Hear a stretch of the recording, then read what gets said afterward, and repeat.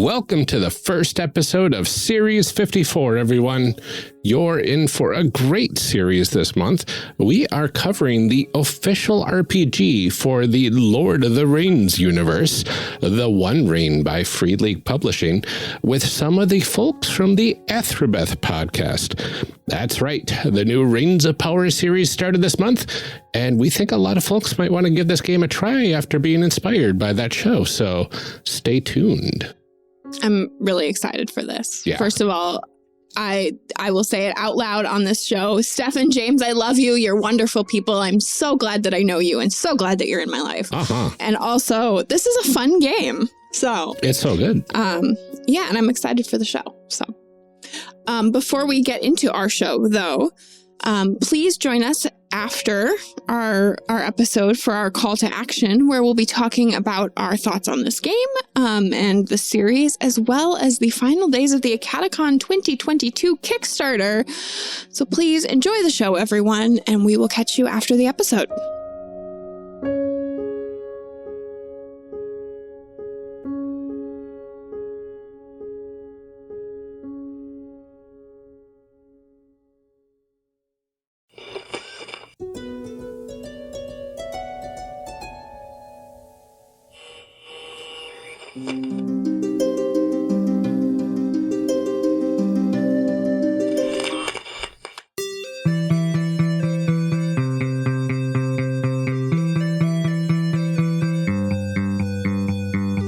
Welcome to Character Creation Cast, a show where we discuss and create characters, the best part of role-playing games, with guests using their favorite systems. I am one of your hosts, Ryan, and this episode, my co-host Amelia and I are thrilled to welcome Stef Midlock and James Pierson from the Athrabeth Podcast to discuss The One Ring, a game that lets you play in the world of the Lord of the Rings. Welcome to Character Creation Cast. I'm really excited that you're both here. This is fun. I haven't gotten to talk to you guys in a long time. This is going to be good. Absolutely. Hey, thank you. We're so excited too. Yeah, thanks for having us. Stef, do you want to tell us a little bit more about yourself, where people can find you online, what you're up to? Sure. Yeah. So my name is Stef Midlock, and I, along with my co-host, Jude Vase, we run the Athrabeth Podcast, simply called Athrabeth. And it is a podcast that explores the lesser trod paths of J.R.R. Tolkien's Legendarium. And the Legendarium are like the entirety of his works, all around the world of Middle-earth and Arda. So we try to go into like some of the weirder texts, the essays, the books that are not The Hobbit and The Lord of the Rings. There's we try to go a little things? bit beyond that. There's other things. Yeah, so that comes out monthly. You can find that on the web at podcast.athrabeth.com.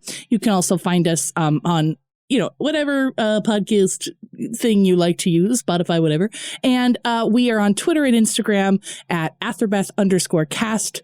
I can be found at the North 4 on Instagram if you're interested in that. And my co-host Jude can be found at Aromatic Jude. And the Athrabeth Podcast would not run without our amazing editor, who's also here today.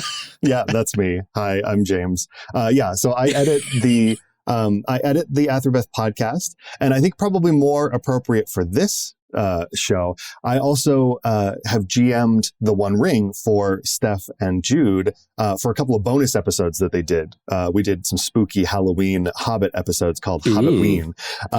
And so I GM'd using this game system we're going to discuss today. I also run a home game for Stef, Jude, and a couple of our friends using the One Ring system, which we do every other week. Thank you so much. Very cool. Oh, and I guess this is probably I don't know if this is, interesting or anything, but I'm also Stephanie's husband. Oh, yeah. Fun fact. No. He's my sweet cheese. Third in priority behind editing the podcast and GMing the game. I'm right. And then also in your spare time. Yeah. Whatever's left over after that. It's good to have hobbies. I would leave nothing. Yes, exactly. Amazing. Well, let's go ahead and get into this, and we will start by discussing what this game is all about. What's in a game? All right. So what is the core concept of The One Ring? Well, yeah, I could jump in. So it's a tabletop role-playing game based on the extended legendarium of J.R.R. Tolkien, but kind of focusing on The Hobbit and The Lord of the Rings. The goal is sort of for the players to feel what it's like to go adventuring in Middle-earth. This sort of, I think the book says, a wild and perilous land, which is, I think, so evocative and cool. Mm.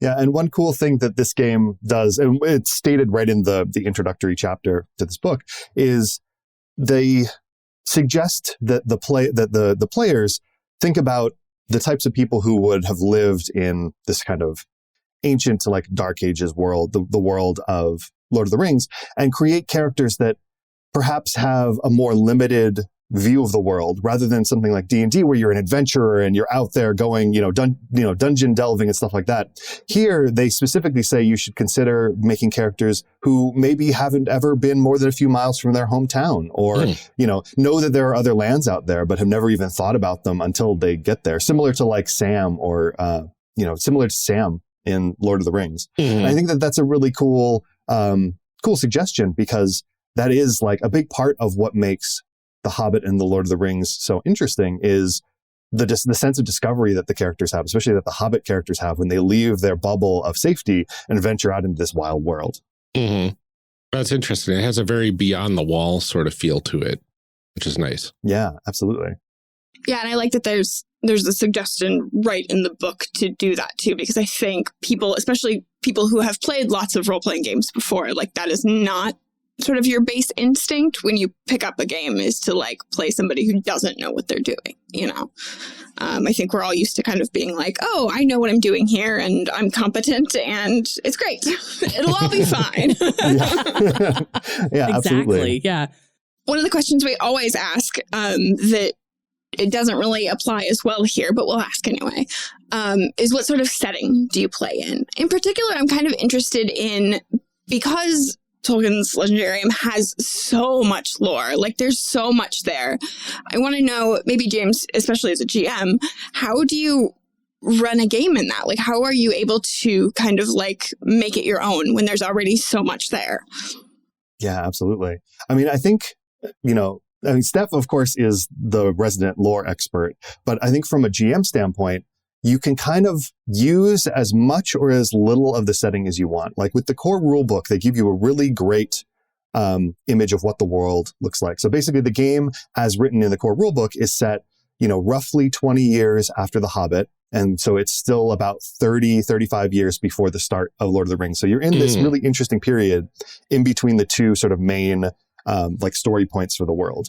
And it's set in the region of Eriador, which is basically where the Shire is. It was where the kingdom of Arnor, like if you hear, from Lord of the Rings, Aragorn becomes the king of Gondor and Arnor. Arnor is this northern kingdom that was incredibly rich and incredibly prosperous, but then has fallen, over 1,000 years ago and is now largely empty and, largely ruined and empty. And with the core rulebook as GM, they give you a good amount of detail about the region of Eriador and the people who are there and stuff like that. But of course, there is a huge wealth of extra setting details if you go back to the original source material, or even to like the Tolkien Gateway Wiki, which has just encyclopedic amount of information about the area. So you can really use as much or as little of the setting as you are interested in, because as written, you can already run a great game. One of the things that I think is really interesting about this setting too is because it's so desolate, even if you don't go really deep into the Tolkien lore, you could pretty much run a game that's very similar in feel to something like Legend of Zelda Breath of the Wild, where you're in a beautiful but ruined and kind of desolate land. Or you could go super deep into the history and stuff like that. I think that, so yeah, I mean, really, I think from a GM standpoint, you can use as much or as little as you want. And so it's not something that you need to feel like you need to be an expert in, because everything you need is right there in the book. Very cool. Yeah, it's interesting too. So many I think everybody, I would challenge you to find someone that doesn't have some kind of preconceived frame of reference for this stuff, right? Because we all, Tolkien is not only like, the movies are so pervasive, but like it's the base of so much fantasy that we have today. It's the base of D&D, right? So there's going to be a lot of familiar things here, even if you're not, especially even if you're not a Tolkien person. Yeah, I feel like sometimes, like, if you're not into that, like, you almost have more fun because you're like more chill about it. Like, totally. Like sometimes you're like, I don't care about I'll just do what I want, and then there's other times where you're like, actually, you couldn't do that though, because it's like, no, just settle down, let it go. Yeah. Well, I mean, can you just like throw a village wherever you want and not care that it goes against the actual lore because, oh, by the way, that spot you chose for that village, that's actually this thing. And Lord, it's here's the thing. Tolkien is not going to show up at your house and tell you how to play this game. Jude might. He might, but I don't think Tolkien will. We play with Jude, who is, as I said, the co-host of Athrabeth with me, and, the biggest Tolkien scholar I know. And like, he doesn't really care either. I mean, I think like once you're in the world and you're sort of in your own company and doing your own thing, I don't know. I think you can fill in where maybe things are missing from the main texts, right? Yeah, absolutely. And even in the GM section of the book, they explicitly call out like, yes, this is a desolate region. It's mostly depopulated, but like there can always be villages just off the beaten track because, people have to live places. Not everything is recorded in the lore. Like Tolkien is really big on sort of framing devices. So you have to remember, and I know I'm stealing a little bit of Steph's thunder here because she loves this aspect of it, but you have to remember that The Hobbit and The Lord of the Rings are stories written by people in the world. So they would not have written about things that were outside of the scope of their view. So there could have been a village right over that hill, but Bilbo or Frodo never went over there. Mm-hmm. Oh, that's interesting. I never thought about that before. And it's even like hinted at in the movies. Oh, hey, this is actually a story written from this Hobbit's perspective. And so therefore you've got a narrator that doesn't have omniscience, which is a really kind of an interesting way to approach those books and the lore of this whole world that was created. Mm-hmm. That's really cool. Yeah, it makes you step back and go like, oh, is this a totally reliable narrator? Yeah. Who knows, right? Yeah. It lets you fill in a lot of stuff, which I think is really freeing because in ways where sometimes the super fans like won't be, those gatekeeper types. I would say put that aside and just enjoy it for what it is. Especially a rich world ready to be populated. Especially written from the perspective of somebody that's been like at least a little corrupted by the One Ring. Oh, absolutely. It's fascinating. That's great. It's pretty dope, right? Tolkien's so cool. I mean, generally, I feel like that's good advice for any RPG. Just like, let it go. Just do what you want. Do what you feel. Seriously. Yeah, have fun. Yeah. Absolutely. And I don't remember if James talked about this already, but I did want to mention, just when we're talking about setting, the time period that was chosen by the writers of this is very deliberate. It's an important time period because they make a big deal in the book that the shadow, like capital S shadow, is sort of returning to the world. This is the twilight of the Third Age. We're about like where they sort of date this. I mean, it's not an exact date. You can use whatever you want, but we're sort of in this 80-year time period. We're about 50 years from when Frodo and company leave the Shire with the ring, right? So things are getting spooky and spoopy and the stakes are getting higher all the time. And I think I like that they chose that specifically because I don't know, it leaves a lot of room for creepy stuff, but you don't have to stick to, right, the canon. Right. But you're not tripping over the more well-known parts of the story either. Yeah. Yeah, exactly. Totally. Yeah. Well, what sort of tools then do we need to play this game? I saw there was something about some special dice.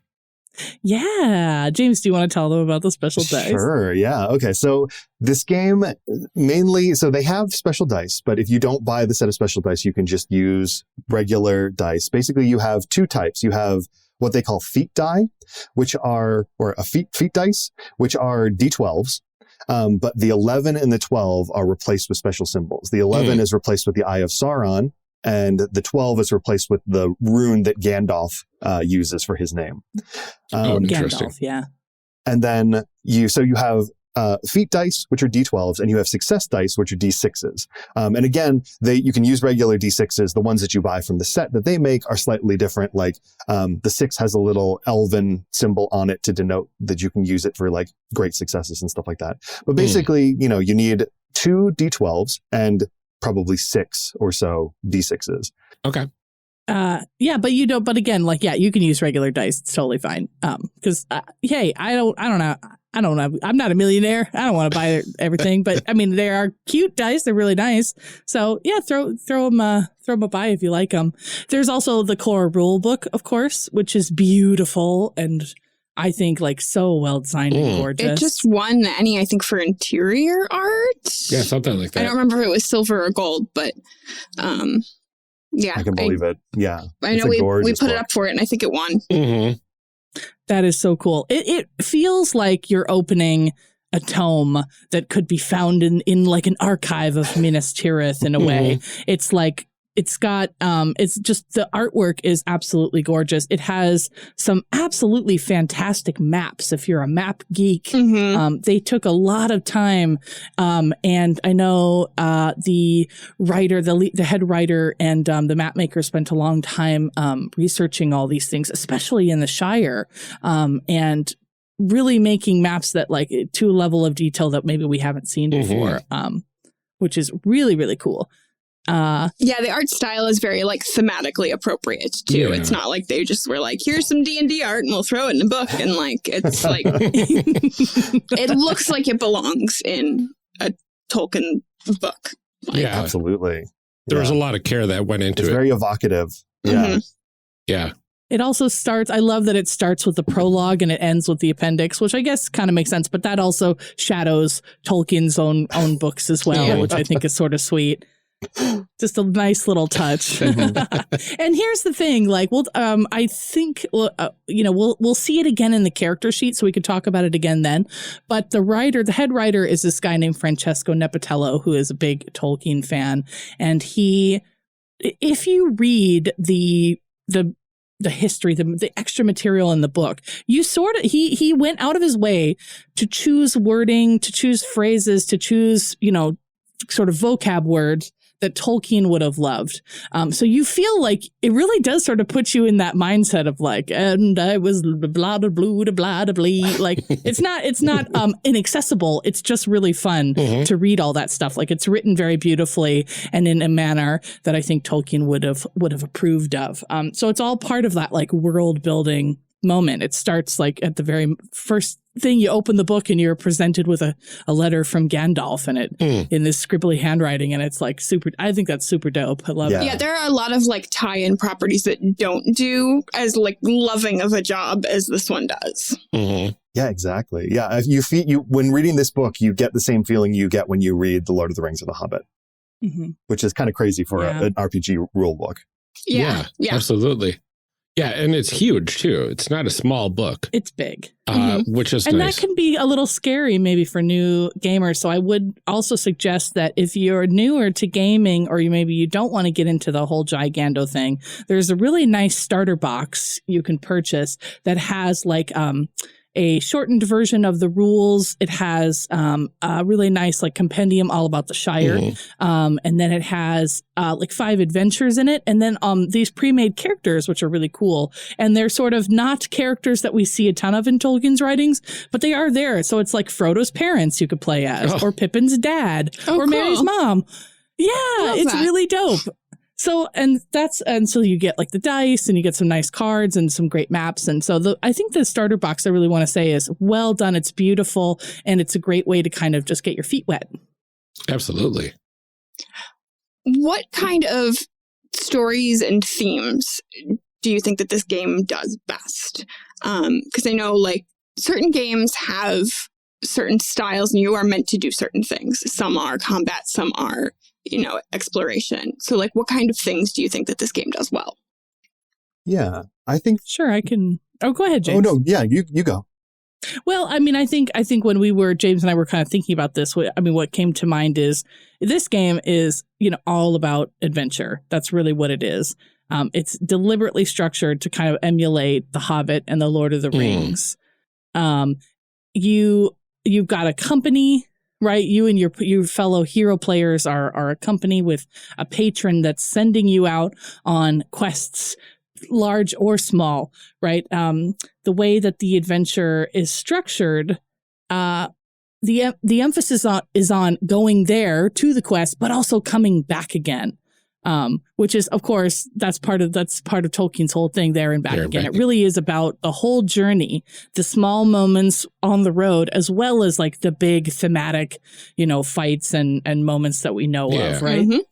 Yeah, absolutely. And I think that it's, that structure could be very similar. Like you could do that in a D&D game. Like that's essentially what, D&D in certain circumstances is trying to do. But here it's mechanically supported to play the game in that way and like have periods, adventuring periods, and then have periods where you're in your safe haven, where you're resting and, doing that kind of thing. Like it's enforced by the rules to have that sort of style of gameplay, which is very cool. Oh, that's nice. It's a good thing to have that home base in a lot of games, especially like fantasy games. I think one of the shortcomings of D&D is you don't have a home base unless you make it in yourself, right?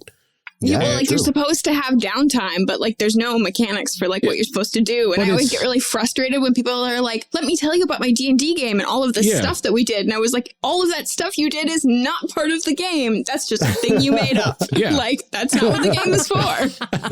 But it's interesting because like D&D downtime is, we're in a foreign city. Let's go and shop and go to the taverns and none of that's in the books. Right. None of it's in the rules. Exactly. But it's not like, we went out on this grand adventure and now we're coming back home and now we can, have our local friends hang out, have a feast, talk about our tales with the various characters here. And no, it's I did an adventure, on to the next adventure. Exactly. Yeah. Then that can get exhausting, right? So it's refreshing that a game has that built in like this. Yeah. Absolutely. And there are sort of undertakings you can do during that downtime that invite players to reflect on what they just did. One of my favorite things is for certain character types, you can write a song and different song, like whether it's a lay or a walking song or whatever, that'll give you bonuses later on. And so we, in our own game, have actually had a few songs written or poems written, and we have really had a fun time with it. And then they're just like this beautiful little thing that reminds us of the first adventure we were on or whatever it is. How sweet and nice and introspective is that? Yeah, I love it. That's really cool. Very Tolkien. I like that a lot. Yeah. So we talked about this a bit. Characters go on adventures, they come back, they relax. What can characters do then specifically? Like, could we as a group say, hey, I heard about this One Ring thing. Maybe we should nip that in the bud right away. Probably. Yeah, I mean, I feel like that's sort of the primary question when you play licensed role-playing games that like exist in a world that has established canon. Like how, like you just need to establish right up front with your table, how comfortable do we feel, like how much do we want to adhere to the canon, and how comfortable do we feel making this an alternate universe where we go off the rails? Yep. Like, I think that there's absolutely a case to be made for either sort of game style, and it really depends on the preference for people at the table.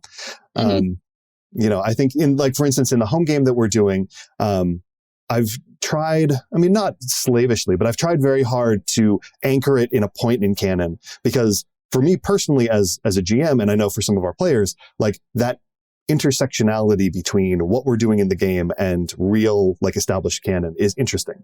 And I think that's one of the big benefits you get from like a licensed RPG. When your players run into somebody from the world who's like an established character, it's kind of like, it can be overdone, but it's also kind of a thrill to like walk into a room and see, Gandalf sitting at a table or something like that.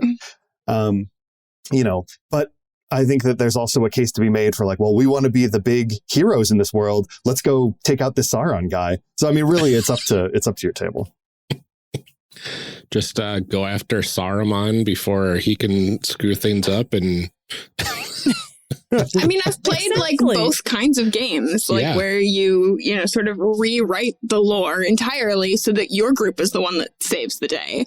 Or, you play like in Star Wars and you like make up your own planets and, it has nothing to do with anything. It's just thematically like the same tones and has nothing to do with anything that happens in canon. And both of those can be really fun as long as your group is on board with that. Yeah, exactly. Agreed. I remember playing a bit of the Lord of the Rings online, the MMO that takes place, and like getting snippets of actual lore on the adventure that you're going on. And then it's like, oh, that's cool that I'm interacting with this thing that tangentially, down the line in the story means this. And now you've got this like feeling of like, hey, now we're part of the background of that story. Like what was it? Like the Star Wars stuff that's coming out nowadays, like, oh, you're on the main characters were off doing X and we're the side characters in the cantina on the other side of the planet. And we think we're the main characters. Right. Yeah. I always think I'm the main character. I don't know what you're talking about. Right. Yeah. I mean, you kind of get into that, it could potentially be a problem, but you kind of get into that prequel mindset where, you can like, for using Star Wars as a good example, it's like, okay, well, we could have this game be Rogue One, where we go and steal the plans and hand them off to the main characters, or we're the Bothans who steal the Death Star plans. That's also an interesting way to do it. Absolutely. Yeah, and I do like, with Tolkien gave us so many cool locations that our main characters from like the Lord of the Rings or Bilbo or whatever, they just stop in really quickly and then move on. But this game lets you like go back, like, I don't know, the like Weathertop, right? Where Frodo gets stabbed with the Nazgul blade. Like, you guys could go camp there, and there's something really neat about that to know, like 50 years in the future, a little kid is going to get mega stabbed here. I don't know, I just think it's neat. There's something like I was here. There's like a thing like my character was here. Yeah. And even though they're not remembered in the main text, I know they were here. There's a song that exists somewhere that we carved our initials in that tree. It's fine. Yep. Yes, exactly. Yep. What's up, Frodo? Don't get stabbed, man. What does that mean? We've talked a little bit about it, but I'm interested to know kind of from your perspective, what do you think makes this game unique, both from other sort of like media property tie-ins and then also from other adventuring games? Well, I think, obviously probably the biggest thing that makes this unique is this is the actual officially licensed J.R.R. Tolkien RPG. Like the owners of the media license, this is the one that they've denoted is the actual official, RPG, which, obviously you can go and you can make a Tolkien game. Like there's so many resources out there. You could go and run a game in Middle Earth using D&D or, Dungeon World, any system you want. Like this is the one that has the official blessing, of the property, for better or worse. Yeah. Yeah. So, we've talked about this a lot, but as you say, like you can go as close as you want to the source material. And there's a lot of stuff in these books that you can fall back on to help you with that if you want to. I think this is kind of neat that you can open up, if you like Tolkien, you like The Hobbit or The Lord of the Rings, like you can open up this core book. And if you really get into it, like you can learn some really cool stuff about the world. There's like timelines in there, man. And there's some like, this is a very well-researched book that supports the canon. But again, as James has said, you don't have to stick to it, but it's there if you want. So like you can get a little bit of a Tolkien lesson from this, which I think is pretty dope. Like that's neat. If you want it. And at the same time, totally ignore it if you don't want it. I mean, I don't want to friggin' learn. Come on, man. But I'm trying to have fun here. I don't want to read books. Yeah, hello. I mean, and I guess I guess that's where this being the official game comes in handy. Like, you know, you could unofficially go out there and find all of the resources you want to run an amazing Tolkien game in any system, but you have to do all that research yourself. You've got to go and read the source material. You've got to go to Tolkien Gateway and read all the wiki articles and stuff like that. Here, you go to the GM or the About the World chapter, and it's bullet pointed, broken down. Here's what you'll find in this part. Here are the monsters you'll deal with. Like, it's, you know, this is the easy way to run a Tolkien game. Mm-hmm. Yeah, which is great because that's so much more inviting. As we've said, you know, Tolkien in the past has been so gatekeepery, not him himself, but the fans right over the years. It's been so sucky for some folks to kind of enjoy it. And that sucks. We're not doing that anymore. This is for everybody. And so this book is really a great resource. And I think, you know, for the source material, if you want it. Yeah, I mean, I think it certainly, especially like, it's a big book, but like, I think it still makes it more approachable than, you know, like trying to do all of that research yourself and like dig through and find what you're looking for. And like, there's so much out there, like there's so much to know. And so it is kind of nice to just like have a book be like, okay, but here's all you need. Yeah. Like we've picked out the important parts for you. Well, I mean, there's people that have their doctorate in Tolkien and stuff. Yeah. And like, there's so much out there that you can have a doctorate in Lord of the Rings. You can write your own dissertation if you want. Yeah. Yeah. Or if you're Stef and Jude, you can do 50 episodes about it.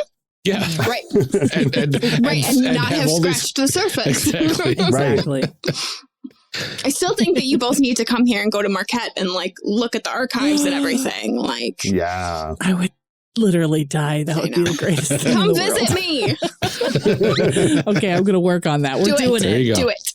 I'm a vampire. I've been invited in. I'm coming.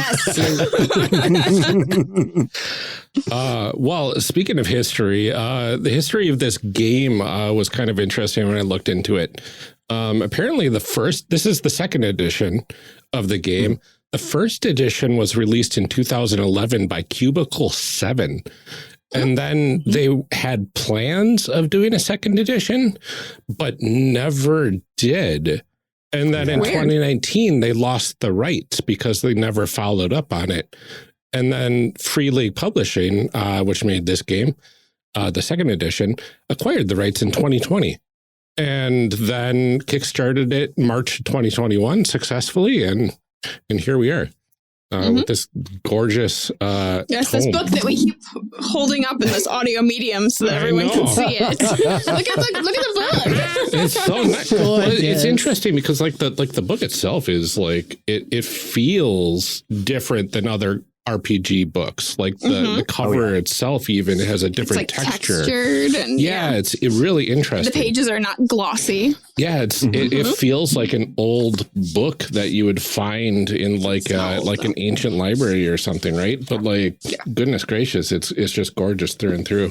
Free League did a really great job. There is also there's like a I'm holding up kind of in front of my green screen, but there's a fancy version too that's made to look like the Red Book of Westmarch. So it's like leatherette and gold, and I mean, fancy. It's the same book, but just has a different cover. That's wild. So I'm like, okay, they went hard on this one. Stupid Free League only sent me the regular version. Yeah. Well, it's interesting because I didn't really hear about it when it first kickstarted, and it was kickstarted in 4 minutes it funded. Dang, really? They hit the launch button and 4 minutes later, done. Like, goodness gracious. No, it doesn't surprise me at all, but my goodness. Yeah, it was a really interesting history of how this game came to be. And it sounds like Free League did a really fantastic job with it. Yeah, I kept hearing like from people that it was like really, really good. And then like, because it was an any submission, it showed up at my door and I was like, oh, sweet, I don't have to buy it. But like, I mean, it's just beautiful. It's just beautiful. Yeah. And something that's kind of interesting. So the writer is the same for both the first edition and the second edition, Francesco Nepatello. Oh, interesting. And what's neat about the first edition is set in a different area of Middle Earth, right? So what we said earlier on that the second edition is set in Eriador, which is on one side of the Misty Mountains, right between the Misty Mountains and the sea. The old version is set in Rovanion, which is if you go over to the east over the Misty Mountains, and you're in Mirkwood, right, where the Hobbit takes place. You're where the Lonely Mountain is. It's a different geographical area. And it's also set about 20 years in the past from this current story. And this was very intentional so that players who had beloved characters from the first game, from the first edition, can keep playing their characters in the second edition. Oh, amazing. It doesn't like negate the first edition at all. The first edition is merely the past of the second edition. And what's really cool about this is they put out so much supplemental material for the first edition, including new lands, new people you can be.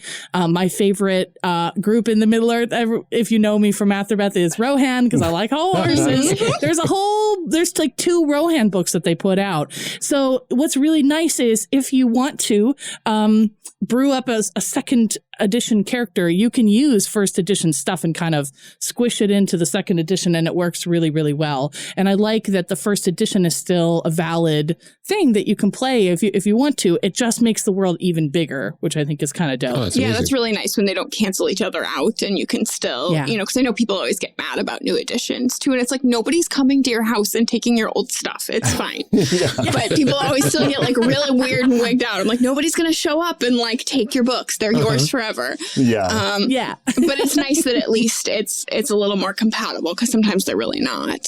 Especially when they like restart timelines or whatever. Oh yeah. Were the mechanics fairly different in first edition then, or fairly similar? I think they're pretty similar. They're just everything's kind of updated, right, James? Yeah, that's right. They still use the sort of the same, like D12 plus D6 dice system. I think that there were some rules that were a little crunchier. One of the things that Francesco said specifically was that this was an opportunity for them to take, 10 years of feedback on version 1 and streamline version 2 using that feedback. I think also, interestingly, orthogonal to the One Ring RPG, Cubicle 7 also released Adventures in Middle Earth, which was the One Ring, which was the Lord of the Rings setting, but using the D20 system. And from what I've heard, Free League is going to be releasing the same thing using D20 for Lord of the Rings soon. I think it's in the pipeline to come out next year. Oh, cool. Very nice. Yeah. Cool. Yeah, so keep your eyes on that.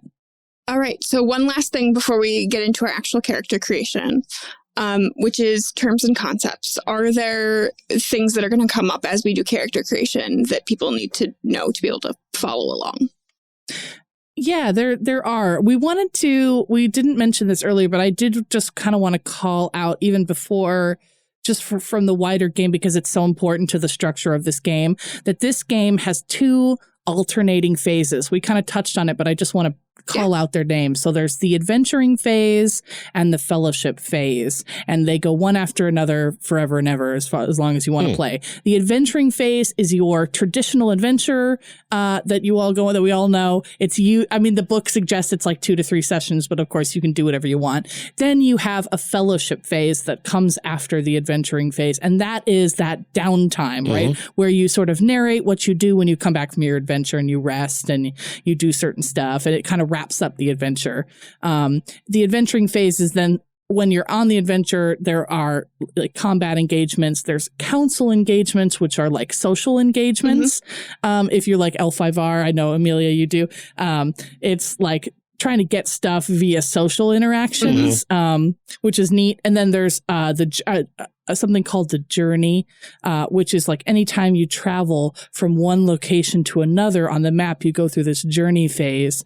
And this sort of allows you to generate things that happen to your characters along the road. And there's different roles that the characters get, so that everybody in your party sort of has a task, whether it's the scout figuring out where you're going, or the hunter finding your food. And then you roll to see like what weird thing you come across, or like, does it go well or badly? And that really helps flesh out, because as we know, like, it's not just about the destination, man, it's about the journey. If it's Tolkien, it's like 99% about the journey. Right, exactly. There's a lot of walking happening in those books. Yep. Yeah. Oh, so much walking. There's so much walking. But and James, did you want to talk about? Yeah, well, I was just gonna say the journey phase is like my absolute favorite part of the game. Like, the fact that they have sort of like this mechanically supported, like, that it's mechanically supported, that you're, going to experience this journey. Because like you said, that is so much of what Tolkien's stories are about. Going, it's not, it's going to the place and the things that happen along the way. And because the mechanics of the journey phase rely basically on just a lot of rolls to determine what's going to what's going on, you get a lot of unexpected stuff happening during these phases, and that is super fun and super interesting. Mm-hmm. Mm-hmm. As far as like other basic terms to know, you're going to see on your character sheet, you have attributes of strength, heart, and wits, which are sort of your physical profile, your emotional profile, and your mental profile of your character. There are, I would say it's nice to kind of talk or to kind of keep in mind something called hope, which it's your reserves of your spiritual vigor, right? It's a way, it's things you can draw on when you're in danger.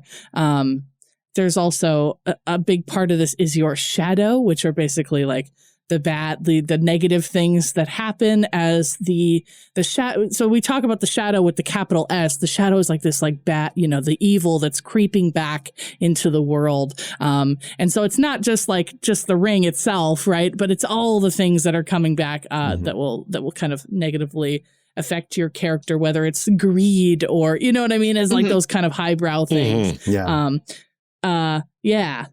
I love the shadow stuff. We haven't actually done a ton with it, so our characters are pretty shiny, but hope and shadow is really cool. Right, James? Yeah, absolutely. I like that. Interesting. Well, it sounds like we might have enough to start creating characters. Do we want to make some people? Let's make some people. Yeah. Do it. Yeah, let's make some people. Let's make some people. All right. So what is step one? Yeah. How do we people? How make people? So the first step to make people is to pick your heroic culture. The heroic cultures, like the starting cultures in this game, basically represent the free peoples most likely to be found in Eriador. If I recall correctly, there are several heroic cultures. There are, how many are there? There's 4, but then within the 4, there's so there's like you can play as dwarves, you can play as elves, you could play as men, which the capital M men meaning humans. Come on, and you can play as hobbits. Which is kind of dope. Come on, everyone wants to play a hobbit. And then within like the men category, there's like different men groups. What, Bardings, Men of Bree, and Rangers of the North I see listed. That's right. Perfect. Yeah. So exactly. Going through sort of the heroic cultures that they have. So the Bardings are men, humans from the north. They hail from what's called Wilderland, which is the area around the Lonely Mountain. If you remember from The Hobbit, at the end of The Hobbit, Bard the Bowman kills Smaug and he becomes king of Dale. The people from Dale, or the people from that area, become the Bardings, the people of Bard. They are, they're hardy folk. They're merchants. They don't live in Eriador. So if you're playing a Barding, you're most likely somebody who has traveled across the mountains for some purpose, either to bring goods from the Lonely Mountain or from Dale, or you're exploring, something like that. But you're not from Eriador, so that's something to consider if you were to pick a Barding. The next culture are the dwarves of Durin's folk. So these are essentially the dwarves that we see in The Lord of the Rings and The Hobbit. They hail from a number of different areas. They could be from under the Lonely Mountain, where that's where Thorin and his company went. And then after Thorin died, the Lonely Mountain is ruled by King Dane Ironfoot, right? Yeah, I think so. I don't know. I think so. But they could also, Sure. That sounds right. Doesn't matter, whatever. But the dwarves could also be, so who cares? The dwarves could also be from underneath the Blue Mountains, or even the mountains in Lindon. There are sort of a number of areas, like basically anywhere where there are mountains, you can kind of put dwarves there. Sure. And the dwarves, obviously, like from what we see in The Hobbit and what we see in The Lord of the Rings, they're short, they're hardy, they're dwarves. Yeah. The next culture are the elves of Lindon. So Lindon, if you look at the map of Eriador, Lindon is like the area most to the west. Like when the elves leave Middle-earth, they go to the Grey Havens. The Grey Havens is one of 3 like elf cities in Lindon. At the very end of the Lord of the Rings movie, they get on the boat. That harbor where they're at, that's the Grey Haven. So that's in Lindon. The elves of Lindon are a distinct, they're basically a distinct group of elves separate from the elves of Rivendell and the elves of Mirkwood and Lothlorien. And they're, ruled, quote unquote, by Círdan the Shipwright. And Círdan is like a high elf who's, basically his mission is to like build the ships that take the elves back across the sea to the west. And, one of the like more touching things is that he's one of the last elves that remains in Middle-earth, and he leaves on the last ship when all of the other elves have gone.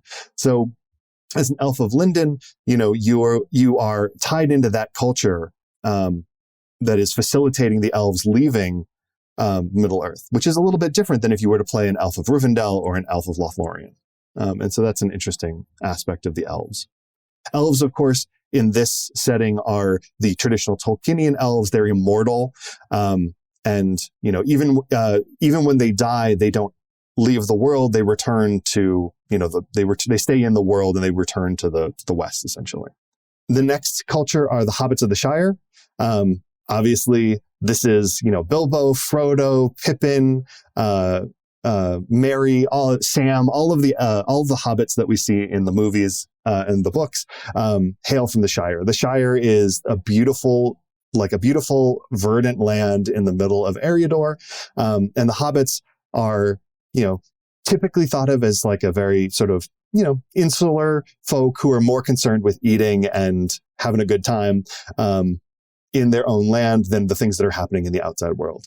Of course, because of this, if you play a Hobbit of the Shire, you should consider, why you would have left your comfortable Shire. If this is a game that ventures outside of the Shire, you could definitely do a game where you just all play hobbits and run around in the Shire, like helping Farmer Maggot, get the people who are stealing his crops.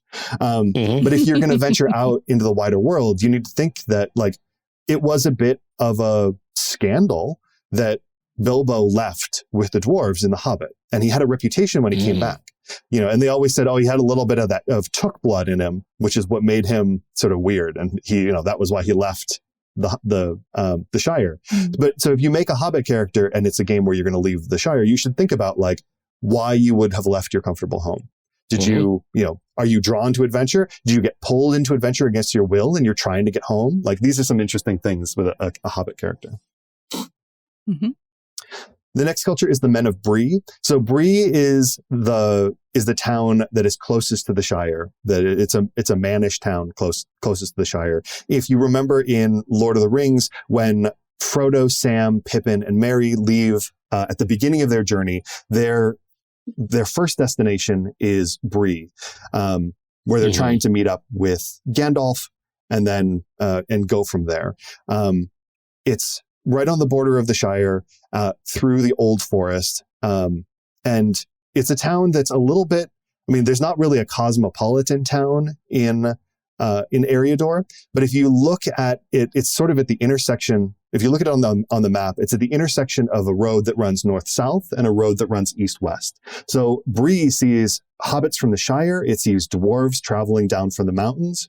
And it occasionally even sees elves, although I don't think elves really stay in the city that much. But it's a town of men that is exposed to the wider world. So the Men of Bree are a little bit more, they understand the world a little bit more than perhaps some men from other areas. And then the last culture are the Rangers of the North. So these are the Dunedain. Aragorn in the Lord of the Rings is a Ranger of the North. And basically these are the descendants of the people of the kingdom of Arnor, who now wander the wilds and oppose the Shadow as the Shadow is growing in Eriador. Oh, interesting. So the first... That was a good rundown. Yeah. Thank you. Thanks. So obviously the first step is to pick a heroic culture. And this will set a number of things. It'll give you it'll give you basically some attribute blocks. It'll give you some skill blocks, some different like cultural things. But basically it's the first building block of your character. Okay. So as the first step, selecting our culture, does anyone have ideas what they want to do? Because I got mine figured out. Oh, what's yours? Yeah, what are you going to do? I was gonna be an elf of Linden. Ooh, oh, very that's cool. so perfect. Yeah. Yes, you have to. I know. Nice.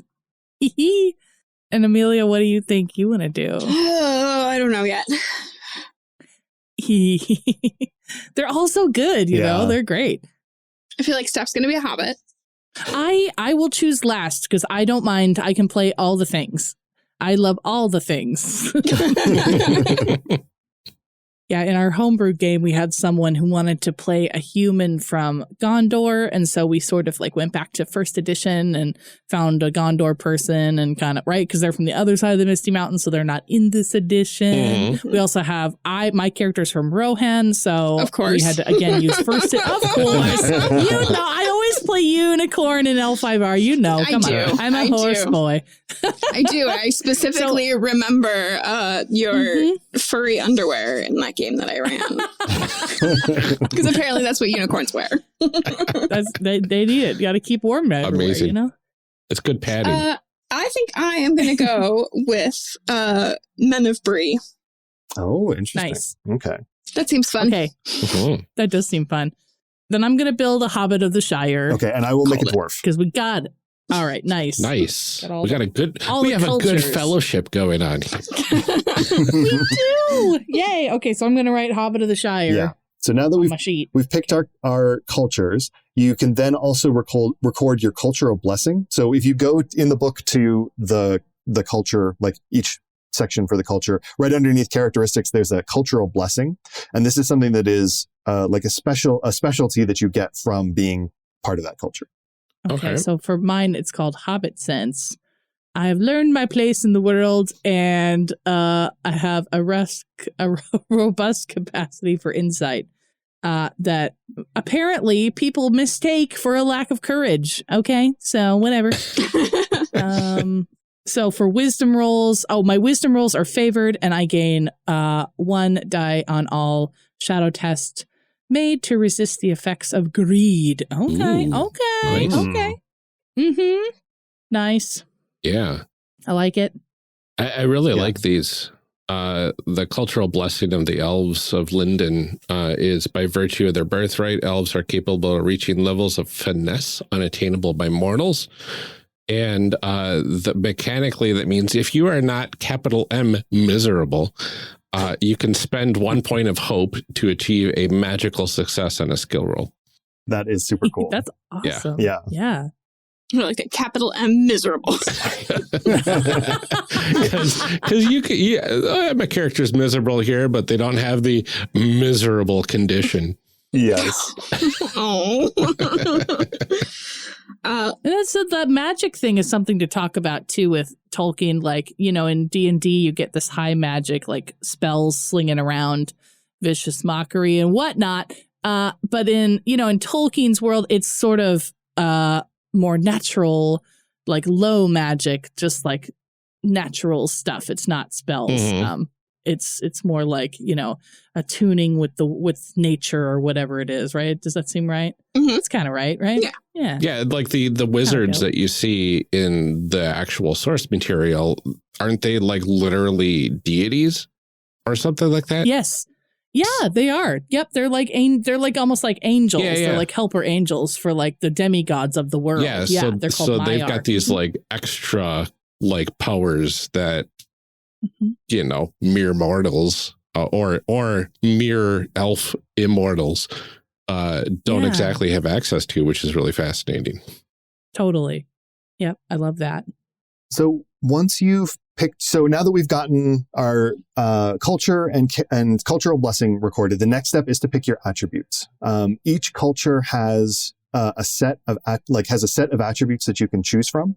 There should be a little table. You can either pick a set or you can roll the success die and get whatever set you roll. But basically you have three main attributes, which are strength, which is, physical strength, heart, which is like emotional capacity, and wits, which is intelligence, intelligence or like mental capacity. Okay. So there's like 6 sets here. So we could either pick or we can randomly roll. Right. Ryan is randomly rolling. We get to roll stuff? Yeah.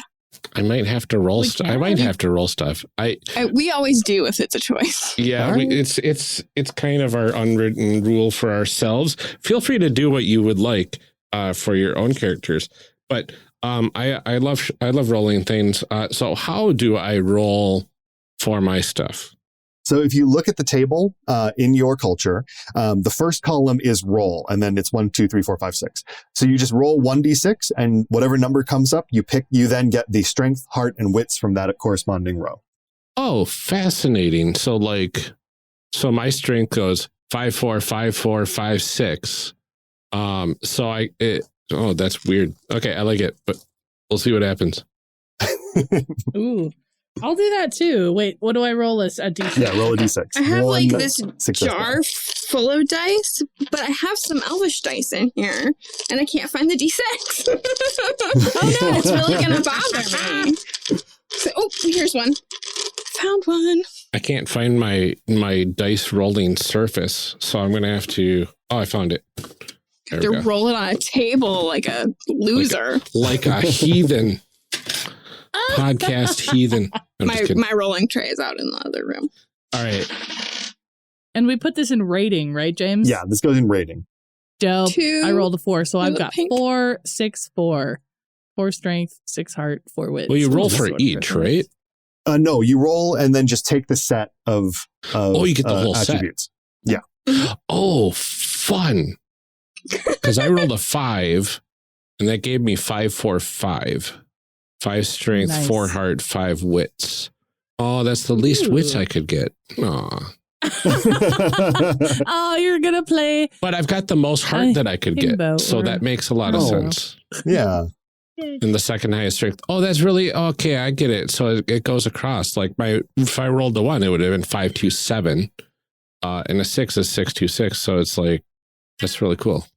I got 3, 4, 7. Ooh. Not very strong, but I'm smart. Yeah. Smart cookie. That's good. That's an Amelia character right there. Is what that is. I got 7 strength, 3 heart, and 4 wits. So it's just a big, strong dummy. I love it. Very good. I like that. All right. So if we've all got our attributes set, so the next thing that you do is you calculate your strength, heart, and wits target numbers. So basically, whenever you roll for a skill or a combat proficiency in this game, the way that you do that roll is you roll 1 feat die, which is the D12, plus a number of D6s or success die equal to your rating in that skill or combat proficiency. And what you want to get with your roll is equal to or better than your target number for that corresponding attribute. So you calculate your target number by taking your attribute, by taking 20 and subtracting your attribute from it. So for instance, for me, to calculate my strength target number, I take 20 and I minus 7, my strength attribute, and I get 13. So my strength target number is 13. And when I roll, I want the sum of my dice roll to be equal to or greater than 13. Oh, so we put I see. We use the little radio dials for our actual attribute, and we put the target number in the little boxes. Exactly. Haha. Wait, so we minus the rating from 20, James? Yeah, 20 minus your rating. One of the things they say in the book is that 20 minus your rating is what you should use for a longer campaign. If you want to do a one-shot or like a really short story, it would be 18 minus your rating, because then you're a little bit more likely to succeed. This is based on having some time to grow your character. Okay. That's cool. And then once you've calculated your target numbers, the next thing to do would be get your derived stats of endurance, hope, and parry. Those are calculated. So endurance is basically endurance is your stamina. It also counts as your hit points. Hope is your supply of like spiritual resolve. They also act as luck points. Essentially you can spend them like luck points. And then parry is how hard it is to hit you. And that basically applies a difficulty to enemies' attacks against you. Let me find the formulas for that. Oh, if you look in your culture, right below the table of your attributes, there should be a derived stats section, and it should be your rating plus some number. So for instance, for me as a dwarf, my endurance is my strength plus 22. So you can use the table from your culture for this. That's interesting. Each culture is different on that. That's cool. So I'm sporting a 25 endurance, 12 hope, and 17 parry. Whoa. Oh, nice. I'm at 23, 14, and 17. Nice. I'm at 22 endurance, 16 hope, and 16 parry. All right. I was calculating them based on my target number, not on my rating. So that's why I was like, oh man, 35 endurance. I'm a beast. Amazing. So I have 29 endurance, 11 hope, and 14 parry. Still not too bad. Nice. All right. So now that we've done that, the next section is skills. So if you continue down the page in your culture, basically each culture gets sort of a basic set of skills. Like you'll see there's a table that just basically tells you how many points you have in each skill based on your culture. So you just fill those in exactly what's on the table for your culture, and then choose one skill among the two that are underlined and mark it as favored. And essentially favored skills allow, like when you have something that is favored, you roll 2 feat die and you pick the better. It's like having advantage in D20. Okay. Interesting. So I have to choose between song and lore for my 2 favored. James, what is song? Can you tell us what that actually does? Song is literally your ability to sing or craft songs. I think it comes in handy, like, you can use song in culture, like in council meetings, like when you have a council scene, which is like basically like a social engagement, you can use songs to like tell the story that you've been through and get some bonus points. I think that also might be able to be used to like bolster your team, stuff like that. Nice. Okay, that's helpful. Yeah, I like that. Tolkien's writings are peppered with songs, which I will admit to all of you here, as I have done on Athrabeth, that as an early reader of Tolkien's work, I would often skip the songs because they go on for freaking pages and pages. And you know what? That's fair. Totally skip them if you don't like them. But as a later reader, I found that they are beautiful and full of emotion and really well done. And so, I like that song is like an actual skill in here. Well, if I can say too, like, I'm a big audiobook fan. And one of the things that I think is like a huge advantage of the audiobooks is the performance of the songs by the narrators. I think there are two big major audiobook versions of The Lord of the Rings out there. And one of them is by Andy Serkis and the other one, I forget. I think Rob Inglis is the narrator. Rob Inglis basically sings all of the songs, and they are incredible. And Andy Serkis, of course, is an amazing performer. He doesn't sing them quite as much. I think he actually does sing them. I don't think his are as good. But in both cases, you don't skip the songs because they're actually being performed to you. It's amazing. Oh, it's really cool. Yeah, it changes them a lot. Nice. Well, so I'm one of the things of my cultural hero or whatever it is stealth, because I'm very small. I'm a small boy, SMOL, as a hobbit. So and that's one of the ones I can choose. I would choose between courtesy and stealth, and I'm going to choose stealth as my favorite stat because I want to be able to get in places. Tricksy hobbitses. Yeah. Exactly. Mine's between insight and riddle. Oh. Ooh. What's riddle? What does riddle do, James? Riddle is literally your ability to solve riddles. Oh boy. I mean, and we know reasoning and intuition. Yeah. So here's the thing. Can my character solve riddles or do I have to solve riddles? Because well, that's why there's a dice roll. That way you don't have to do it yourself. Yeah, this is the cheat great. code So version. we're going to go ahead and pick riddle. This is the game genie of skills. Yeah. You put a puzzle in our game? I'm going to just roll on riddle. Yeah. I mean, we know too from The Hobbit, riddles are a big deal. Another big Tolkien thing. I do like riddles, actually. They're fun. What's in my pocket?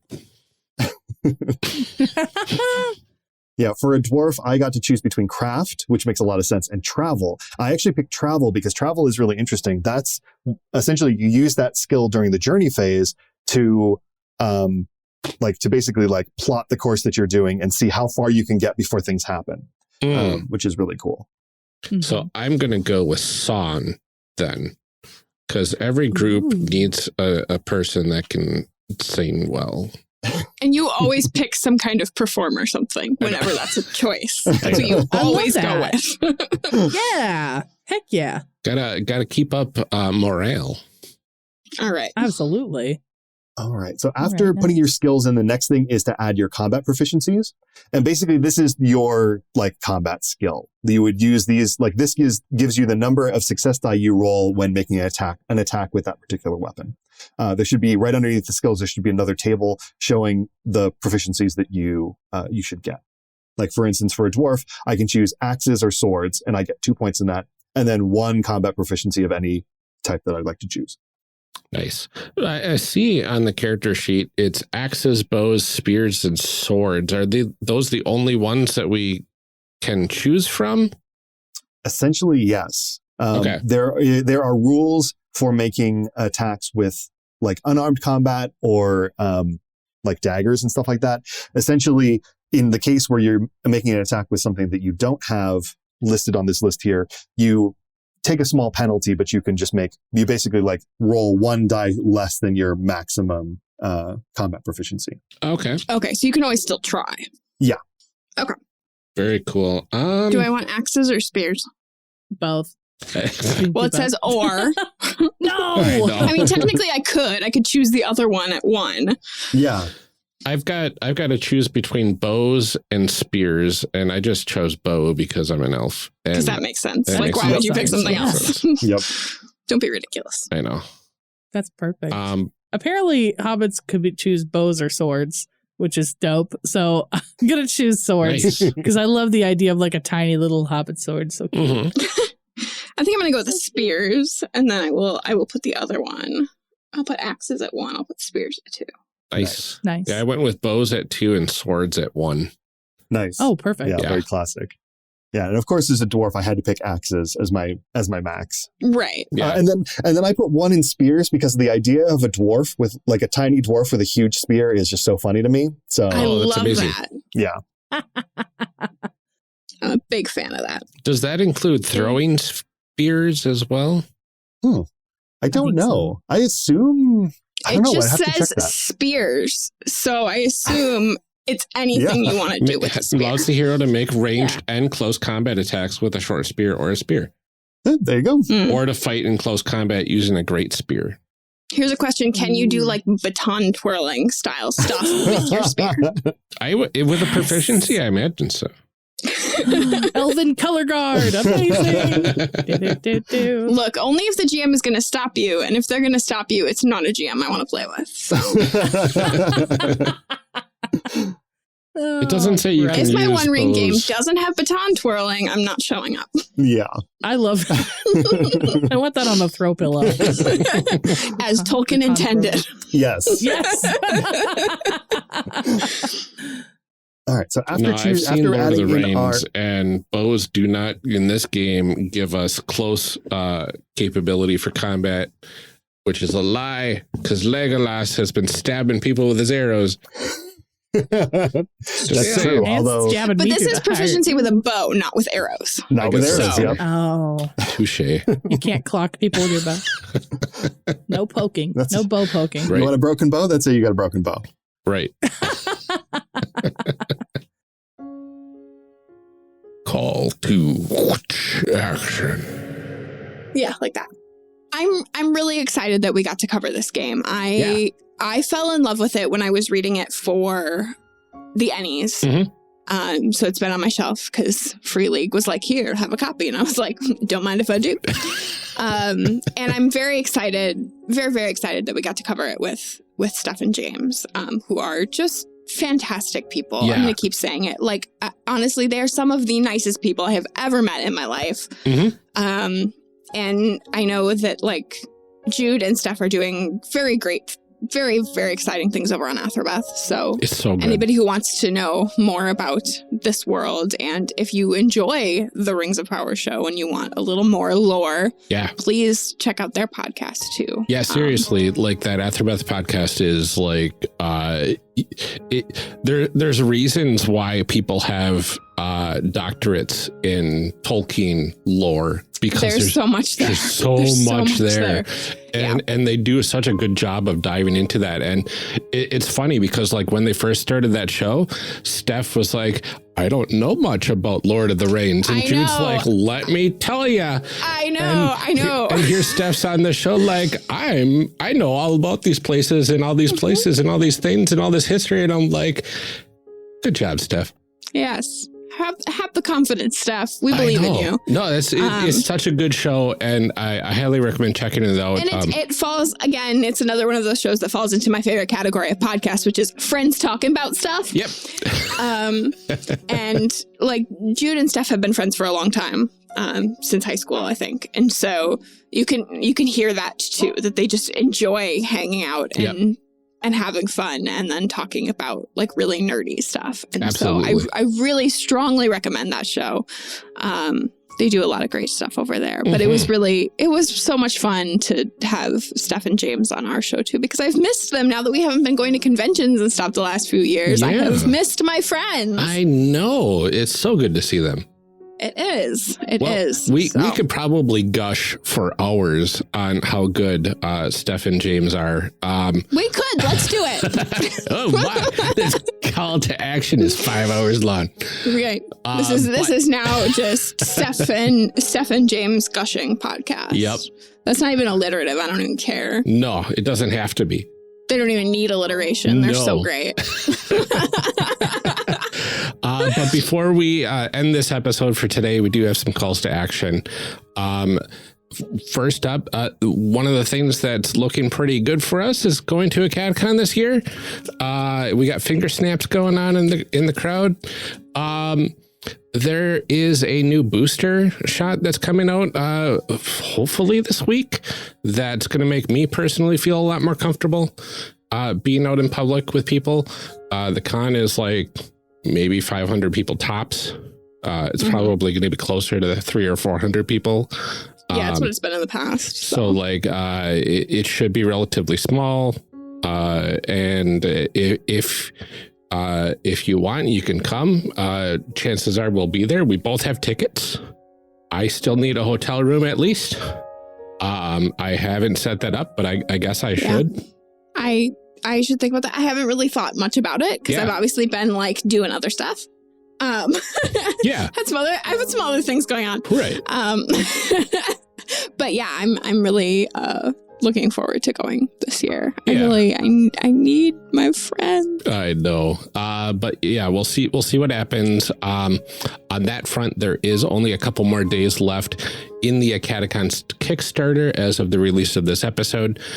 So if you want to attend a fairly small convention in the middle of Ohio in November, now is a good chance to hop aboard. It's super low key. I try to stress this every year for people. Like if you are one of those people that's looked at Gen Con in the past and been like, oh no, AcadeCon might be a con for you. Yeah. It's very low key. It's very chill. It's held in one room. There's a couple auxiliary rooms. Okay, but yes. There are a couple side rooms where they sometimes have panels. Yeah. But the majority of the convention is in one main room, much like a wedding would be. Like it's, it's not big. It's not loud. It's not, so if you're the kind of person like me that suffers from sensory overload really easily, like I strongly recommend AcadeCon. Yeah, there's definitely some good safe spaces to kind of sequester yourself off to if things get a little overwhelming. So definitely. And there's everybody there is just like super, everybody's there to like be chill and have a good time. Yeah. Unlike, it's just not the overwhelming intensity that a lot of conventions are. So yeah. And I have it on good authority that there might be a karaoke room there this year. Whoa. I did hear rumors. I don't do karaoke, but that's all right. Other people do. That's Spoiler great for alert, them. I do. So Okay. And I'm not good at it. I don't, because my medication messes with my vocal cords. Well, there you go. And my voice cracks really bad. And so I don't. Anyway. Aside from AcadeCon, we don't really have any other non-standard announcements, despite the fact that Ryan and I have not talked much in the last couple weeks. I know.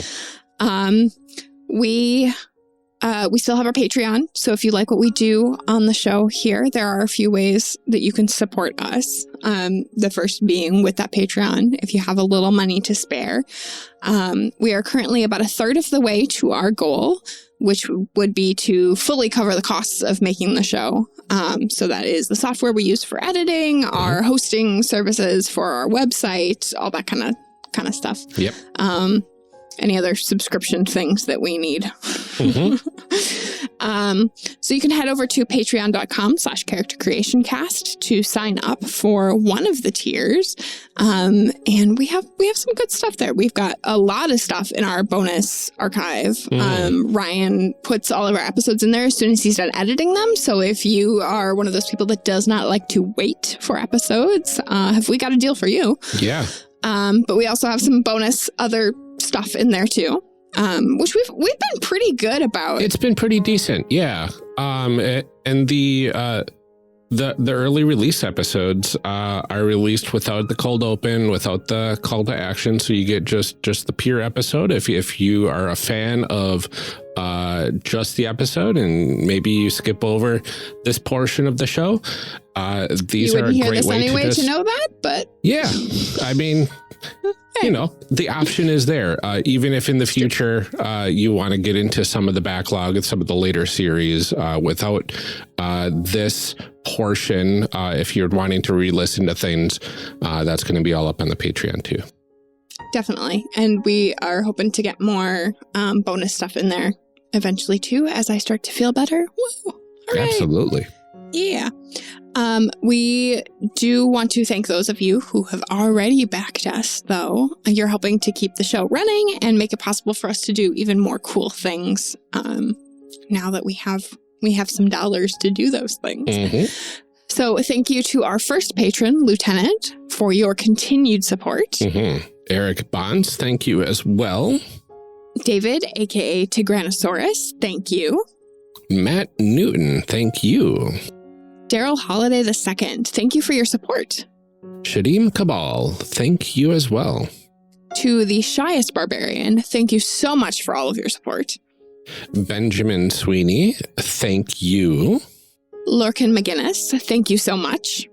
Rob Fletcher, thank you so much. And Kevin Brown, thank you so much. And thank you to all of our future patrons. We wouldn't be able to make the show as easily without your assistance, and we truly appreciate your generosity.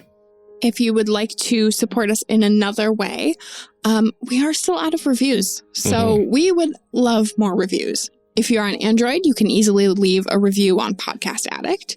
If you're on iOS, you can easily leave a review on Apple Podcasts. If you're on Windows, your best bet is probably Podchaser, because that's a nice web-based one. But also, if you really wanted to download Apple Podcasts on your Windows device, you can certainly do that. You'll just have to update it every 30 minutes. We do read all of our 5-star reviews on the show, and we've been sharing them every week on social media as part of our 5-Star Friday too. So you get them shared 2 places now. Absolutely.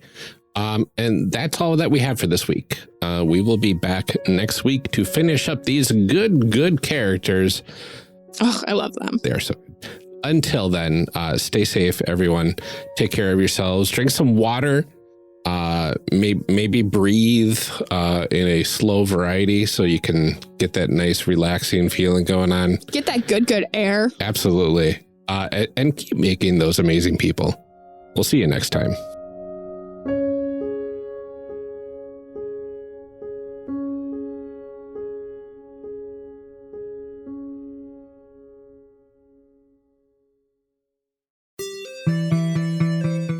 Thank you for joining us for part 1 of this character creation series. We'll be back in part 2, picking up right where we left off. Character Creation Cast is a production of the One Shot Podcast Network and can be found online at www.charactercreationcast.com. Head to the website to get more information on our hosts, this show, and even our press kit. Character Creation Cast can also be found on Twitter at CreationCast or on our Discord server at discord.charactercreationcast.com. I'm one of your hosts, Ryan Bolter, and I can be found on Twitter at Lord Neptune or online at lordneptune.com. Our other host, Amelia Antrim, can be found on Twitter at Ginger Reckoning. Music for this episode is used with a Creative Commons license or with permissions from the podcast they originated from. Further information can be found within the show notes. Our main theme music is Hero, remixed by Steve Combs, and is used with a Creative Commons license. This podcast is owned by us under Creative Commons. This episode was edited by Ryan Bolter. Further information for the game systems used in today's guest can also be found in the show notes. If you'd like to support our show, find us on Patreon. Get access to bonus episodes, extra outtakes, and much more at patreon.com/charactercreationcast. Thanks for joining us. And remember, we find the best part of any role-playing game is character creation. So go out there and create some amazing people. We'll see you next time.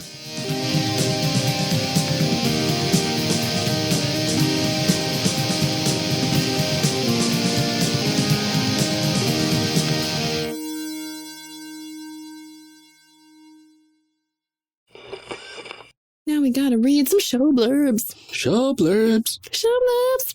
Show blurbs. Show blurbs. Character Creation Cast is hosted by the One Shot Podcast Network. If you enjoyed our show, visit oneshotpodcast.com, where you will find other great shows like All My Fantasy Children. Each week, Aaron Catano-Saez and Jeff Stormer take a listener-submitted prompt and, using some of their favorite tabletop RPGs, create an original fantasy character. Along the way, they share laughs, stories, verbal hugs, and populate a shared universe, one story at a time.